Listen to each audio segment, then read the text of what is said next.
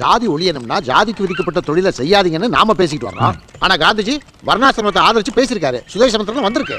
படிங்க ராமநாதன். காந்திஜி சொல்றாரு, ஒவ்வொரு வர்ணத்தாருக்கும், அதாவது ஒவ்வொரு ஜாதிக்காரருக்கும் ஒவ்வொரு தொழில் தர்மம் விதிக்கப்பட்டிருக்கிறது.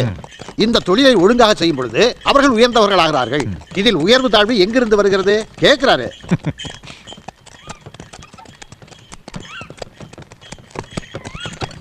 தம்பி கொஞ்சம் நில்லுங்க. எனக்கு ஒரு சின்ன சந்தேகங்க. செருப்பு ஒழுங்கா தைக்கிறவர், சவர ஒழுங்கா பண்றவர், மந்திரத்தை ஒழுங்கா சொல்றவர், இவங்க எல்லாரும் ஒண்ணுதானுங்களா? தாத்தா, உங்களுக்கு என்ன மூளை மடங்கி போச்சா? மந்திரம் சொல்றவரு ஐயரு, வசந்த ஜாதி. சவரம் பண்றவரு அவருக்கு கீழே, செருப்பு தைக்கிறவரு அவருக்கும் கீழே. இது கூட தெரியலையா தாத்தா உங்களுக்கு? ஐயோ ஐயோ. யானுங்க ராமநாதன், காந்திஜி எங்க இருக்கிறாரு சொன்னீங்க? பெங்களூர்ல இருக்காரு. நம்ம உடனே அவரை பாக்குறோம். You see, Mr. நாயக்கர், வர்ண ஆசிரமத்தில் உயர்ந்த ஜாதி தாழ்ந்த ஜாதி என்பது கிடையாது. உங்களுக்கு இருக்கிற ஒசந்த எண்ணத்துல அப்படி சொல்றீங்க. ஆனா இந்தியால தெருவில் நடக்கிற சின்ன பையன் கூட அதை நம்ப மாட்டாங்க. சரி, நீங்க சொல்ற மாதிரி ஜாதி பேதம் இருக்கிறதாவே வச்சுக்குவோம். அது ஏன் உள்ளே இருந்துகிட்டே நம்ம சீர்திருத்தம் பண்ண கூடாது? ராமானுஜர் மாதிரி நிறைய பேர் ஏற்கனவே முயற்சி பண்ணி பார்த்துட்டாங்க. ஒரு பிரயோஜனம் இல்லைங்களே. அது சரியில்ல. நான் தீண்டாமைங்கிறது பாவம்னு சொன்னேன்.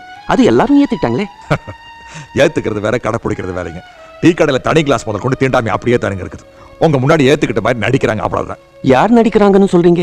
வேற யார்? மேல் ஜாதிக்காரங்க தான். நாயக்கரே, மேல் ஜாதியில ஒருத்தர் கூடவா நேர்மையானவங்க இல்ல? இருக்கலாமே, என்னமோ எனக்கு தெரியலீங்க. அப்படி சொல்லாதீங்க. எனக்கு ஒரு நேர்மையானவரை தெரியும். யாருங்க அது? அவர் கோபால் கிருஷ்ணன் கோகலே. உங்களை மாதிரி பெரிய மகாத்மாவோட கண்ணுக்கு ஒரே ஒருத்தர் தான் நல்லவரா தெரியும் போது என்ன மாதிரி சாதாரண பாவியோட கண்ணுக்கு யாரு தெரியுவாங்க? மேல் ஜாதிக்காரங்க எல்லாம் மோசமானவங்க நான் நினைக்கல. நான் சொல்றத அவங்க கேக்குறாங்க. நாம எல்லாம் சேர்ந்து இங்க இருக்கிற குறைகள் நீக்கிட முடியுங்கிற நம்பிக்கை எனக்கு இருக்கு. சொல்றேன்னு தப்பா நினைக்காதீங்க மகாத்மாஜி.